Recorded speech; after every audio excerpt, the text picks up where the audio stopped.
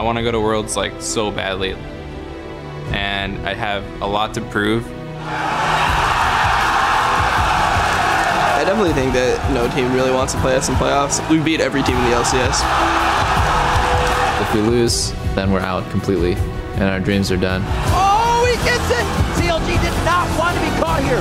Worst situation possible. If we can't beat Chris, then we don't deserve to go against the best. We have to win this game, no matter what happens. He's got full time right away. CLG is going to go on a tear here in this fight. Chris is just another opponent to me. I mean, I think the better team will definitely win, and I think that we'll be the better team. I know that we can beat them.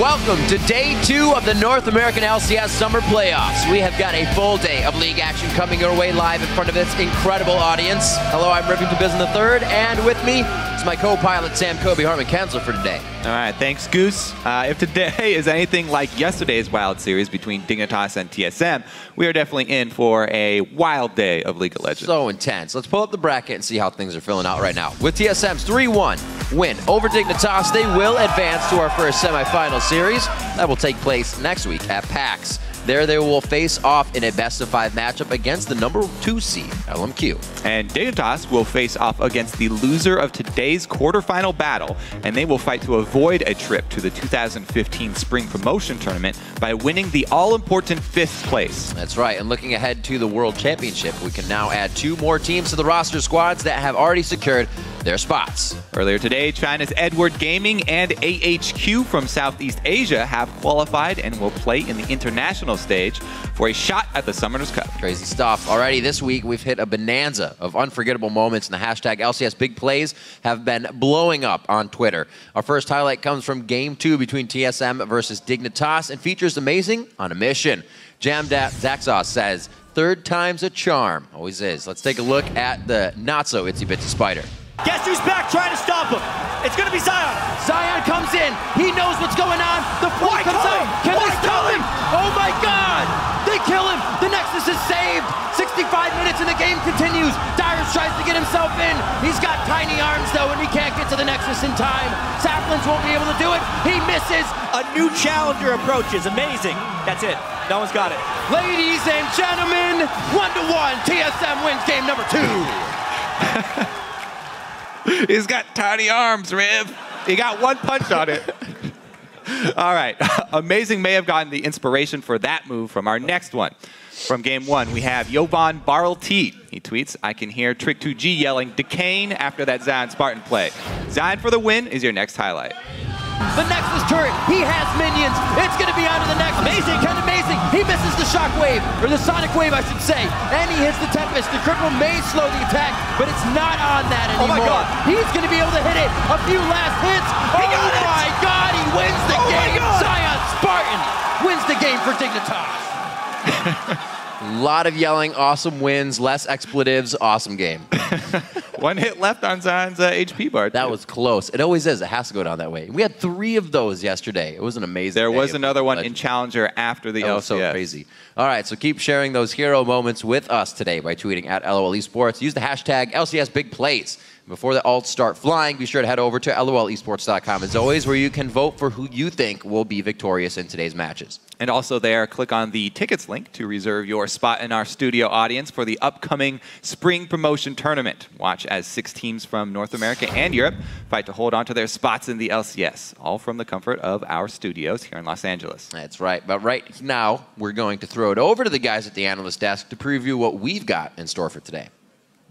Thanks, Riv.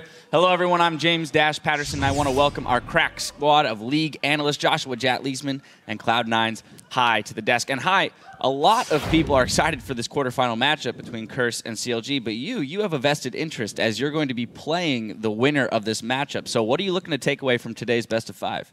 Well, Hopefully both teams play well, but not well enough to be able to take us down or anything. But I'll be watching the games closely to see how they play, their picks and bans, and basically be an owl staring over. Or is it a hawk? I think both of them do watch. They both do the same. They both seem like observers. Either an owl or a hawk, whatever sounds cooler then. Actually, a little bit of a follow-up. It seems like the games yesterday were a little bit closer than expected. Did you expect that TSM versus Dig result to go down like it did 3-1? I thought TSM would win, so that went the way I thought. But as far as the games itself went, I thought the first two were much closer than should have been. Well, obviously every team plays different in scrims, right? But as far as scrim results go, TSM has been very dominant in that, pretty handily. And as far as against Dignitas, because we haven't had as much trouble against them as we have against TSM. So I thought based off of that TSM would kind of stomp Dignitas.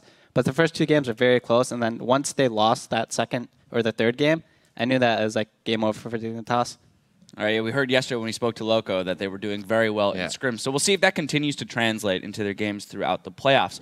But back to the match at hand today. Now, their methods have differed, but coming into this huge showdown, these two teams respect the significance of the moment, and they are ready to do whatever it takes to extend their season.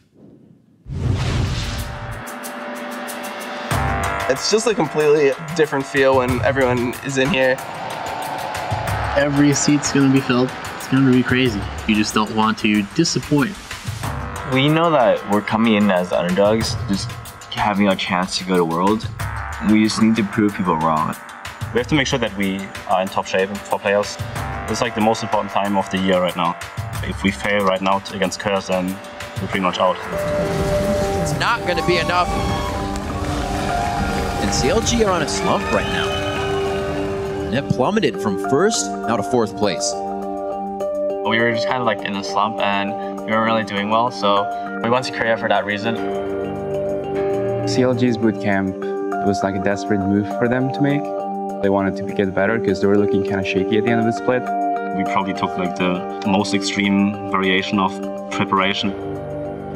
In North America, the go-to scrim time is 2 hours. I know that in North America, if we try to practice against a top team, they would have an issue with scrimming for like 4 to 5 hours at once. In the Korean league scene, we scrim for 4 hours, and then at the end of the 4 hours, you decide if you want to do more. In North America, when something goes wrong at like level 1 or level 3 or something like that, people just kind of remake. It's like, it's just a scrim, you know, and people move on. The difference was there, and it makes everything more serious. I think the bonding experience we got out of the Korea tour was very important for us. Seraph especially has had a really hard time meshing with the team. Not only is there like a big language barrier, but there's a culture barrier, and he was like the newest member of the team, under like so much pressure from the community and from us as well, because we had so much expectations of him. Going to Korea, I think, helped calm him down, and he felt like more in his own comfort zone because he's from there. We fixed a million problem each other. I think the Korea travel was still really valuable.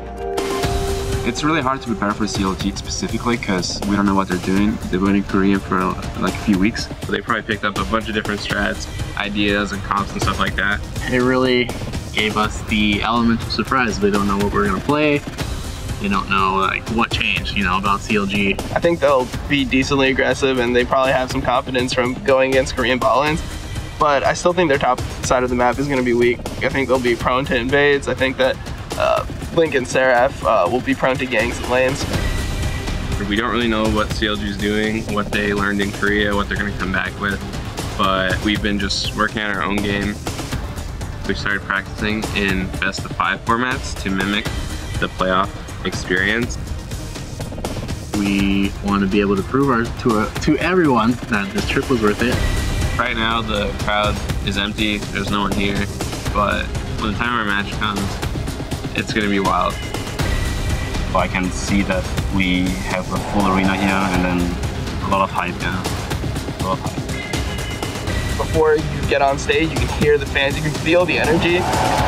It makes me feel like I want to do things that are kind of beyond myself. How we perform is just going to be how we're remembered and how we're judged as a team for this split.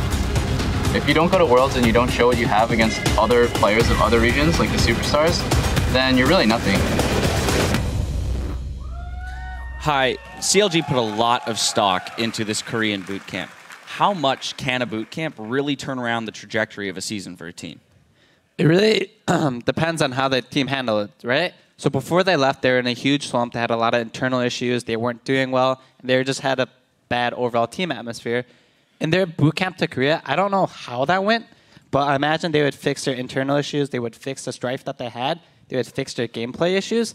So the team, I would imagine, handled the boot camp well, but I believe 4 of their members came back on Sunday, and then Seraph came back on Wednesday. So if they're not dealt with the jet lag and they're not accustomed back to this time zone yet, then that might be bad. But I think CLG, for the most part, handled the situation they had to the best of their ability. And I'm really curious to see how this turns out, too, because normally I feel like you need to be a really healthy team to lose a bunch of scrims and find constructive ways, because normally they're having all these issues because they've been losing a lot and they're at each other's throats.